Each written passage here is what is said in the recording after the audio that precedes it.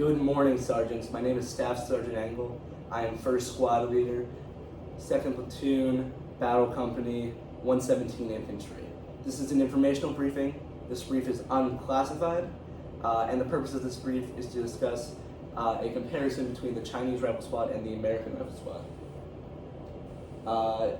We want to understand the capabilities and composition of the Chinese Rifle Squad, and we're going to use a enemy analysis framework to understand that. Additionally, we'll compare those against our own capabilities and create effective countermeasures against the enemy.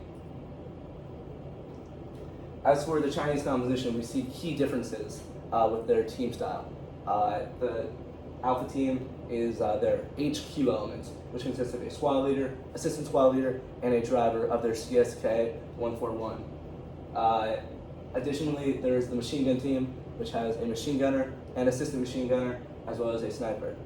And the third team would be the anti-tank team, which has a grenadier, an assistant grenadier, and a rifleman.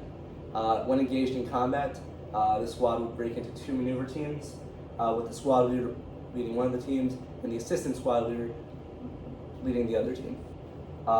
Additionally, the QBZ-95 is a weapon similar to our M4, which is integrated in all of the teams, and it is of note because though it is comparable to our M4, it is less accurate and less modular due to certain design philosophies by the Chinese. Compared with our American composition, we all know the basic infantry squad, but going over some key differences, we have team leaders versus there are none, which allows for greater team autonomy on the battlefield, as well as allowing the squad leader not to really be directly in the fight, be able to take a step back and be able to maneuver both his teams into ideal positionings and to have a greater idea of what's happening on the battlefield. Looking at Chinese Rifle Squad's strength, the strength at 100% is 9 packs. The headquarters team has key weapon systems of the QJZ-89, which is similar to the United States 50 cal, which would be mounted on the CSK 141. Additionally, for the machine gun team, they have the QBU-88, which is a sniper rifle, and the QJY-88, which is similar to the American Squad automatic weapon. Additionally, with our anti-tank team, the DZJ-08 is similar to the United States AT-4 and is used for anti-armor assets. For disposition, we're going to breeze over this a bit because as far as disposition goes, that's very method dependent once you get on the battlefield and you start seeing how the enemy is spread. But keyly of note is that the enemy tends to use methods to destroy enemy formation rather than taking ground, and would prefer to not really infiltrate and engage in close combat. Additionally, they have a greater degree of audaciousness and aggressiveness, which allows them to want to take fights more often. Further, this is the comparison of our capabilities versus the Chinese Rifle Squad mechanized. As far as leadership goes, Chinese Rifle Squad technically has a greater degree of command and control due to having 2 squad leaders able to cover more ground.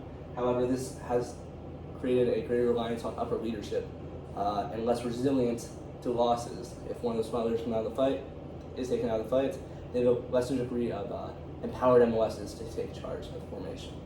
Additionally, the pack size is about equivalent, 9 packs to 9 packs, and firepower is about equivalent, with comparable ranges between American and Chinese weaponry. Although, for pluses and minuses, the Chinese Rifle Squad has a greater diversity of fires, with their AT-4 and their sniper rifle being able to engage more unique targets. However, they have a lower quality of weapon, as mentioned previously, with the QBZ-95.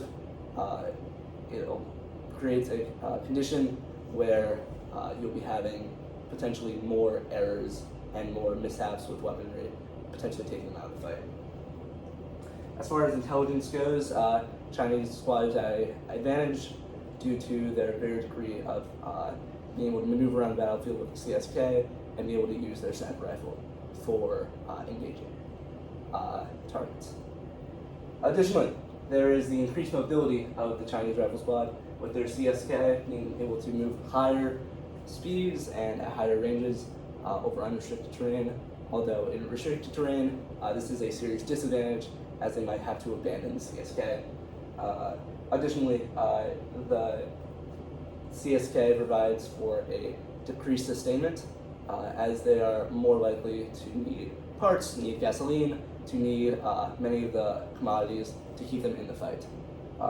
Additionally, there is a greater degree of protection with the CSK as it is able to keep them protected while moving to and from objectives, and while engaging the enemy, it can be used as a pseudo cover to move behind.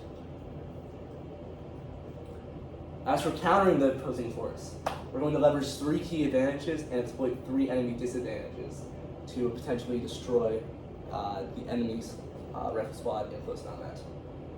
For our leverageable advantage, we have our increased maneuverability over restricted terrain. Pair that with the greater audaciousness of the Chinese rifle squad. They are able to essentially be forced to chase us a little bit further into the woods, potentially abandon their CSK, and with that, the QJY-89, which would create a more ideal circumstance for our squad, as they're losing 2 key assets from the get-go without a shot fire.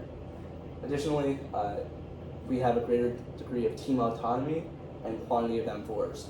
So that would lead to a scenario where we could have a greater degree of suppressing fires with our direct fire saws, being able to keep the enemy heads down, while we have our assault and maneuver element being able to swoop in with that greater team autonomy to destroy the enemy.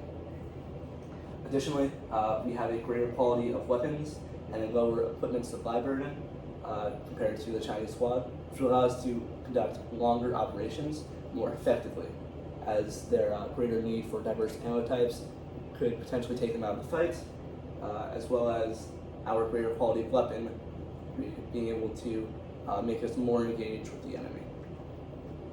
When it comes down to it, here's our bottom line. When we're fighting this enemy, we're going to use advantageous terrain and our quality suppressive assets and our better leadership structure to create opportunities to destroy and engage the enemy in combat. Here are my sources. Thank you for listening to this briefing.